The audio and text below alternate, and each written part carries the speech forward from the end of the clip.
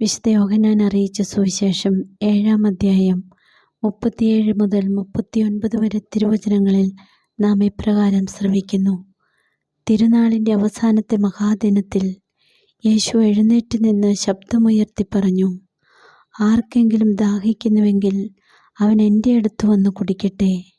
എന്നിൽ വിശ്വസിക്കുന്നവൻ്റെ ഹൃദയത്തിൽ നിന്ന് വിശുദ്ധ ലിഖിതം പ്രഖ്യാപിക്കുന്നതുപോലെ ജീവജലത്തിൻ്റെ അരുവികൾ ഒഴുകും. അവനിത് പറഞ്ഞത് തന്നിൽ വിശ്വസിക്കുന്നവർ സ്വീകരിക്കാനിരിക്കുന്ന ആത്മാവിനെ പറ്റിയാണ്. വിശ്വസിക്കുന്നവരുടെ ഹൃദയത്തിലേക്കാണ്, വിശ്വാസികളുടെ കൂട്ടായ്മയിലേക്കാണ് പരിശുദ്ധാത്മാവ് പ്രസാദപൂർവം എഴുന്നള്ളി വരുന്നത്.